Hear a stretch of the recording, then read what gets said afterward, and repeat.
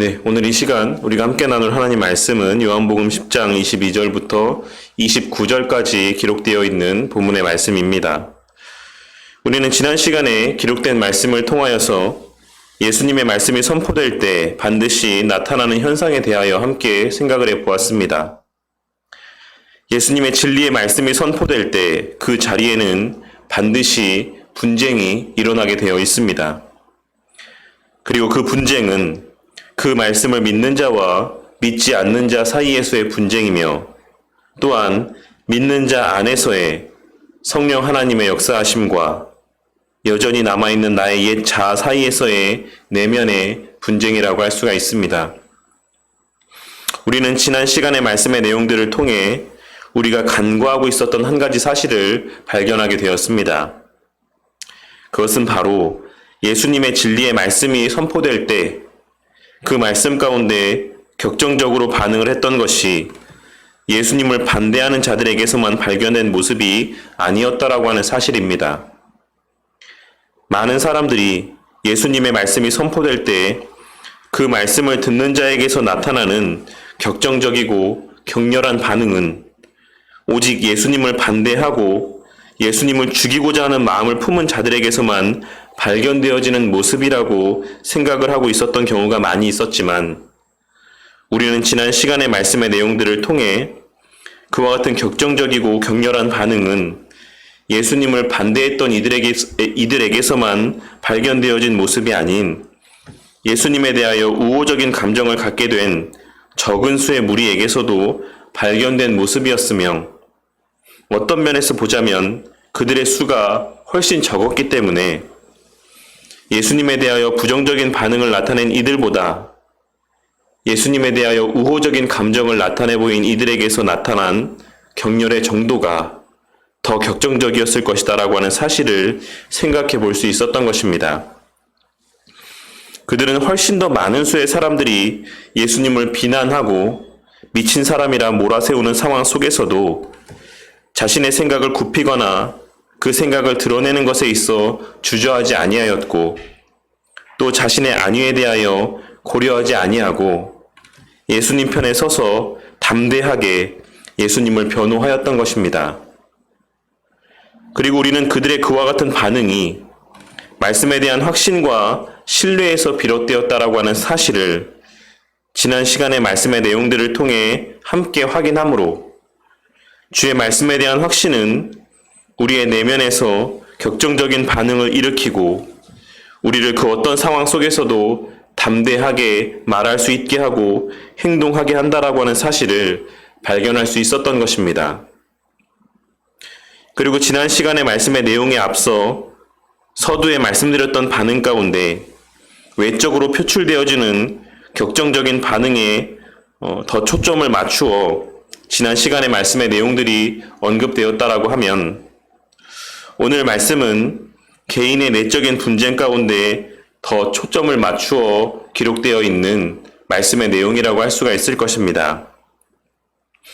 지난 시간에 우리가 함께 나눈 말씀의 내용이 주님의 말씀이 선포될 때 나타나는 그 말씀에 대하여 우호적인 자와 우호적이지 않은 자 사이에서의 분쟁에 초점을 맞추고 있다라고 하면 오늘 말씀은 그 말씀에 대하여 우호적인 반응들을 나타내 보이는 그와 같은 자들의 내면에서 발현되어지는 내적으로 나타나는 그 말씀에 대한 우호적인 반응과 우호적이지 않은 반응 사이에서의 분쟁에 초점을 맞추고 있는 말씀의 내용이라고 할 수가 있는 것입니다. 그리고 우리가 우리의 일상의 삶 가운데 실제로 경험되어지는 것은 오늘 말씀에서 언급되고 있는 내적인 분쟁인 경우가 더 많을 것이다라고 생각을 합니다. 우리는 살아가며 기독교에 대하여 그리고 하나님과 예수님에 대하여 부정적인 인식을 가지고 있는 사람들과의 만남과 대화의 시간들을 경험하게 될 때가 있고 그와 같은 경험 가운데 하나님의 말씀을 믿고 하나님을 사랑함에서 비롯된 뜨거운 감정들이 외적으로 표출되어지는 것을 경험하게 될 때도 있는 것이지만 더 많은 경우에 나의 내면에서 발생하는 하나님의 말씀에 대한 내 자신의 옛 자아와 성령 하나님의 역사하심 사이에서의 분쟁을 경험하게 될 때가 더 많이 있는 것입니다. 그리고 그것을 분쟁으로 표현하고 있는 것에서도 알 수가 있는 것처럼 하나님의 강권적인 역사하심 못지않게 그 하나님의 역사 가운데 반응하고 굴복하지 아니하려는 내 옛 자아의 모습 또한도 성경에 기록된 예수님을 반대했던 종교 지도자들의 모습에서와 같이 뜨겁게 불타는 듯한 격렬한 모습일 것이다라는 사실을 우리는 명심해야지만 되는 것입니다. 우리가 아무리 거듭났다라고 할지라도 우리 안에서의 옛 자아가 말씀 가운데 순종하지 않도록 우리를 이끄는 그 힘은 바울 사도가 그리스도인들을 잡아 죽이고자 하는 열심들을 나타내 보였던 것 이상으로 엄청난 힘을 지니고 있다라는 사실을 우리는 결코 망각하지 말아야지만 되는 것입니다. 그렇게 우리는 언제나 겸손하게 하나님의 도우심의 은혜를 간구해야지만 되는 것이며 오직 하나님의 강권적인 역사로만 우리 안에서 수시로 고개를 드는 주의 말씀 가운데 부정적으로 반응하려는 옛 자아의 격렬한 반응 가운데 넘어지지 않을 수 있다라고 하는 사실을 명심하고 살아가야지만 되는 것입니다. 그러할 때 우리는 우리의 넘어짐이 아직도 완전히 다 죽지 않은 우리의 옛 자아 때문인 것이고 우리의 하나님의 말씀대로 순종하며 살아가는 삶이라는 것은 오직 성령 하나님의 강권적인 역사하심 때문인 것을 깨닫게 되는 것이고 그러할 때에만 오직 하나님께만 영광을 돌리며 겸손하고 감사가 넘치는 삶을 살아갈 수 있다는 사실을 우리는 깨달아야지만 되는 것입니다.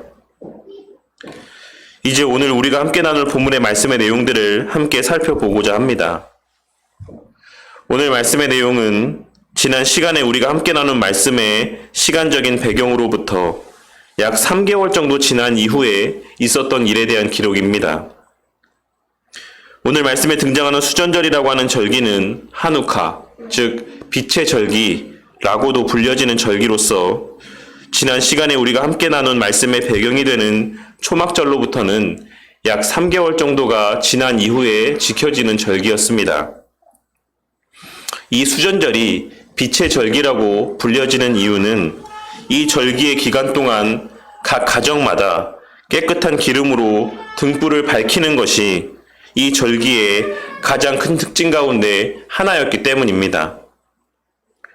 그런데 이 수전절은 유대인들에게 있어 꼭 예루살렘에서만 지켜야지만 되는 3대 절기에 포함된 것이 아니었으므로 예수님께서는 이제 예루살렘에 굳이 머물지 않으셨어도 되었음에도 불구하고 오늘 말씀에서와 같이 여전히 예루살렘에 머물고 있으셨다라는 사실을 우리는 발견할 수가 있습니다.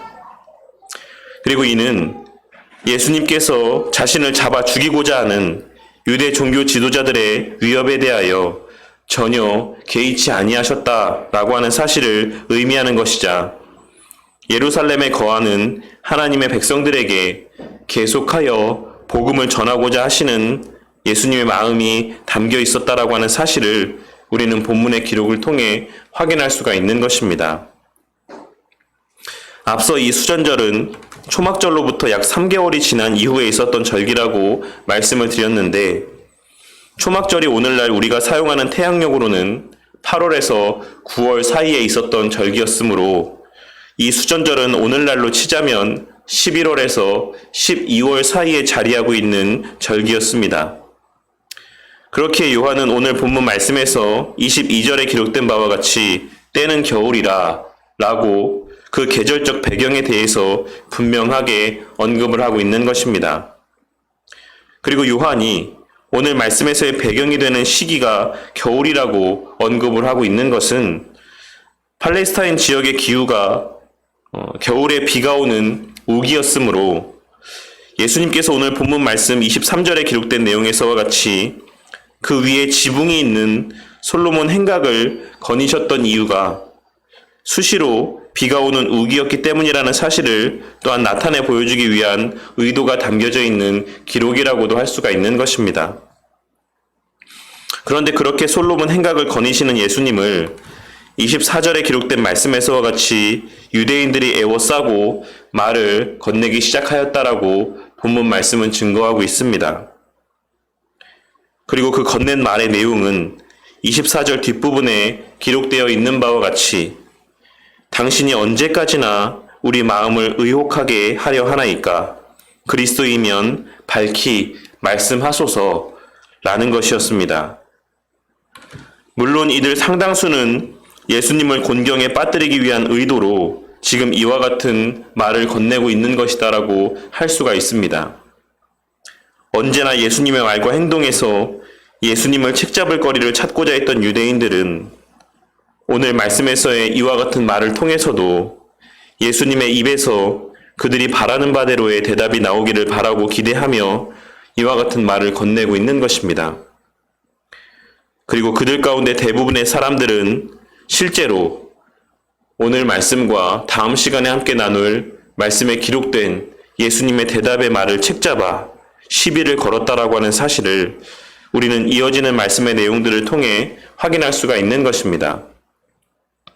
하지만 거기에 모인 무리 전부가 다 동일한 그와 같은 마음으로 이와 같은 말을 건넨 것은 아니다라고 생각을 합니다.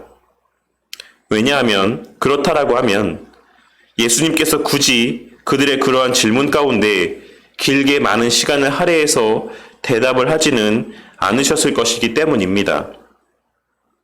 그 가운데는 분명 24절에서 그들이 고백하고 있는 바와 같이 실제적으로 그 마음 가운데 하나님의 말씀과 자신의 생각 사이에서 번민하고 있는 자들이 있었을 것이며 예수님께서는 지금 자신의 말과 행동에서 책을 잡고자 하는 의도에서 말을 건네고 있는 자들을 위해서가 아닌 실제로 하나님의 말씀과 그와 같이 자신의 생각 사이에서의 내적인 갈등을 겪고 있는 자들을 위해 이 시간 우리가 함께 나누는 이 대답의 말씀을 들려주고 있으신 것입니다.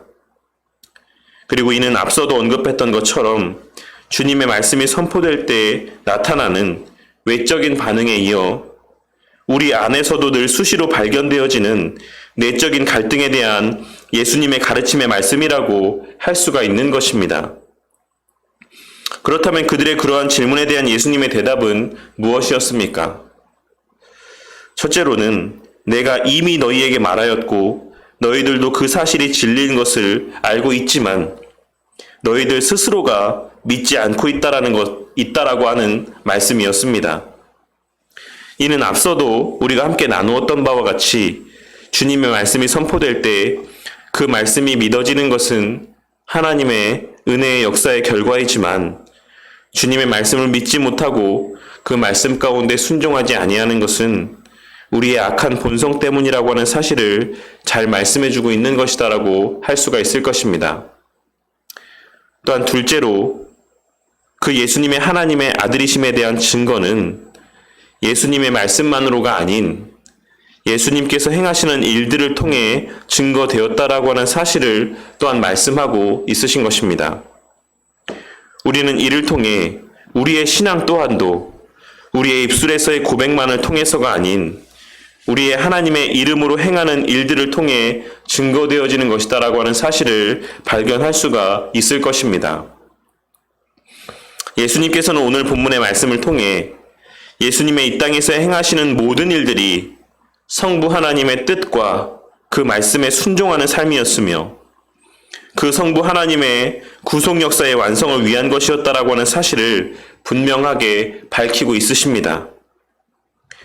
그리고 실제로 우리는 성경에 기록된 예수님의 행적들에 대한 기록들을 통해서 예수님의 말씀과 행하심 모두가 구약의 선지자들을 통해 예언하신 바대로의 모습이었다라고 하는 사실을 발견할 수가 있는 것이며 궁극적으로 십자가에 달려 죽으시기까지 성부 하나님의 뜻 가운데 순종하심으로 30절에 기록된 말씀의 내용에서와 같이 예수님과 아버지는 하나라고 하는 사실, 곧 성부 하나님의 뜻과 바라시는 바가 예수님의 뜻과 바라시는 바였다라고 하는 사실에 대하여 확증하였다라고 하는 사실을 우리는 잘 알고 있는 것입니다. 하지만 그와 같은 명확한 증거에도 불구하고 예수님의 말씀과 행하심에 담긴 의미들이 깨달아지지 아니하고 믿어지지 않는 것은 그들이 예수님께 속한 양이 아니었기 때문이라는 사실을 또한 예수님께서는 말씀하고 있으십니다. 이는 우리가 앞선 내용에서도 이미 여러 번 길게 살펴본 바가 있기 때문에 이 자체에 대한 내용을 다시 또 길게 나누지는 않도록 하겠습니다. 하지만 우리는 예수님의 이 말씀, 너희가 내 양이 아니므로 믿지 아니하는도다 라고 하신 이 말씀에서 그렇다면 무엇이 우리의 예수님의 양이라고 하는 사실을 증거하는 표징이 되는 것인지에 대한 성경의 증거를 발견할 수가 있어야지만 될 것이다라고 생각을 합니다.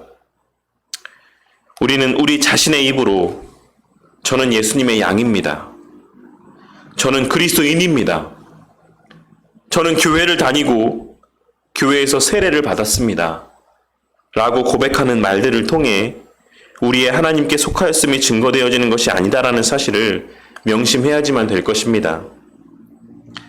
예수님께서 하나님께 속하셨음이 25절에 기록된 말씀에서와 같이 예수님의 행하신 일들을 통해 증거되었던 것처럼 우리의 예수님께 속하였음 또한 우리의 말로만 증거될 수 있는 것이 아니라 우리의 신앙 고백대로에 동일하게 증거되고 표출되어지는 우리의 신행일치의 삶을 통해 증거되어지는 것이다라고 하는 사실을 우리는 깨닫고 마음 가운데 새겨야지만 되는 것입니다.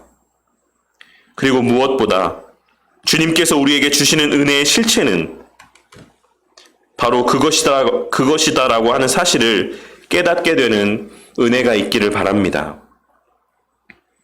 오늘 말씀에서 28절에 기록된 말씀에서와 같이 내가 그들에게 내 양들에게 영생을 주노니 라고 하신 말씀에 담긴 의미가 무엇인지를 그 이전에 언급하신 예수님의 말씀의 내용들을 통해 깨닫게 되는 온전하고 바르게 깨닫게 되는 은혜가 있으시기를 바란다는 것입니다. 우리 성도님들은 과연 성경이 말하고 있는 영생이 무엇이라고 생각을 하십니까? 그저 단지 우리의 육신이 더 이상 늙지 아니하고 늘 한결같은 모습 가운데 영원히 사는 것이 영생이라고 생각을 하십니까? 그렇다면 성경이 말하는 죽음이라는 것은 무엇이라고 생각을 하십니까? 우리가 일반적으로 생각하는 바와 같이 우리 육신이 날이 갈수록 늙고 기력이 쇠하여짐으로 이 땅에서의 숨이 끊어지게 되는 것이 성경이 말하고 있는 죽음이라고 생각을 하십니까? 이전의 신학 강좌 시간이나 설교 때 언급을 했던 바와 같이 성경이 말하는 죽음은 하나님과의 관계의 단절이라는 사실을 다시 한번 깨닫고 마음 가운데 새기시는 우리 성도님들이 되시기를 바라겠습니다. 우리가 인식하고 있는 죽음이라고 하는 개념은 그와 같이 성경이 말하고 있는 본질적인 죽음에 가시적으로 표출되어지는 결과적인 모습에 불과한 것이다라고 하는 사실을 다시 한번 깨닫고 마음 가운데 새기시기를 바란다는 것입니다. 그리고 그와 마찬가지로 성경이 말하고 있는 영생 또한 단지 우리가 늙지 않고 우리의 숨이 끊어지지 아니하고 영원히 사는 것을 의미하는 것이 아니라 훼손된 하나님과의 관계성의 회복을 의미하는 것이다라고 하는 사실을 우리는 깨달아야지만 되는 것이며 그것이 영생의 본질이라고 하는 사실을 깨닫고 명심해야지만 되는 것입니다. 그리고 그것이 우리 주님께서 오늘 본문 말씀에서 증거하고 있으신 영생의 실체인 것이며 복의 실체인 것이다라는 사실을 우리는 깨달아야지만 되는 것입니다.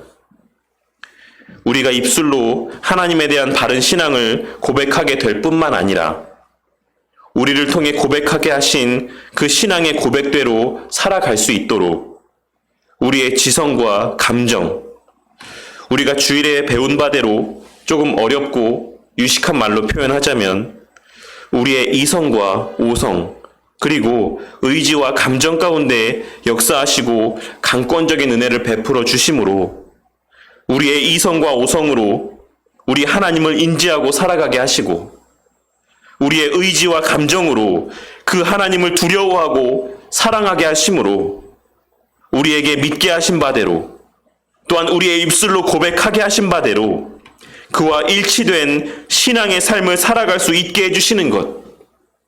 그리하여 우리 하나님과의 온전한 교제 가운데 살아가게 하여 주신 것이 바로 우리에게 허락하신 가장 큰 복이자 특권인 것이며 그것이 곧 영생의 실체인 것을 우리는 깨닫고 명심해야지만 되는 것입니다. 그리고 그 은혜와 특권은 절대 사라지지 않을 것이고 그 누구도 빼앗아가지 못할 것이다라고 말씀하고 있으신 것 또한 우리는 주목하고 마음 가운데 새겨야지만 될 것입니다. 우리의 부족과 연약으로 설령 때로는 우리의 고백하는 신앙대로 살아가지 못한다라고 할지라도 그 은혜의 본질이라고 할 수가 있는 우리 하나님에 대한 근본적인 인지와 자각은 결코 우리 가운데서 사라지지 않을 것이며 그 하나님에 대한 근본적인 두려움과 사랑의 마음이 완전하게 사라지게 되는 일은 없을 것이다라고 말씀을 하고 있으신 것입니다. 그리고 그것은 심지어 사단이라고 할지라도 불가능한 일이라고 하는 사실을 분명하게 말씀하고 있으신 것입니다. 왜냐하면 그 은혜를 주신 우리 하나님께서는 29절에 기록된 말씀에서와 같이 만물보다 크신 세상의 그 무엇보다 크신 하나님이시기 때문인 것입니다. 사실 29절에 기록된 말씀은 원문에 내 아버지께서 내게 주신 것이 만물보다 크매 라고도 해석이 될 수 있는 문장의 형식으로 기록이 되어 있습니다. 그러니까 원문의 문장의 형식은 이렇게도 해석을 할 수 있고 저렇게도 해석을 할 수 있는 그런 의미의 문장으로 기록이 되어 있다라는 것입니다. 하지만 전후의 문맥의 의미들을 고려해 보았을 때 우리는 한글 성경에 번역된 표현이 더 합당하고 정확한 번역이라고 하는 사실을 어렵지 않게 발견할 수 있을 것이다라고 생각을 합니다. 그렇다면 오늘 말씀이 우리에게 말씀하고 있는 바는 무엇이라고 할 수가 있겠습니까? 그것은 첫째로 주님께 속한 양이라고 할지라도 택한 백성이라고 할지라도 주님의 말씀을 들을 때 그 마음 가운데 분쟁이 일어나고 그 마음 가운데 심한 갈등이 일어나게 되는 것은 당연한 것이며 언제든지 얼마든지 그와 같은 내적 갈등의 모습들이 발현되어질 수 있다는 사실을 우리는 본문의 말씀을 통해 확인할 수가 있는 것입니다. 우리는 주님을 믿고 난 이후에 늘 평탄한 신앙의 걸음만을 걸어가는 것이 아니라 여전히 우리 가운데 자리하고 있는 죄된 본성으로 인해 때로는 하나님의 말씀을 의심하고 때로는 그 하나님의 말씀 가운데 순종하지 아니하고 때로는 자신의 멋대로 각자의 생각과 뜻대로 살아가며 죄를 지을 수도 있는 것입니다.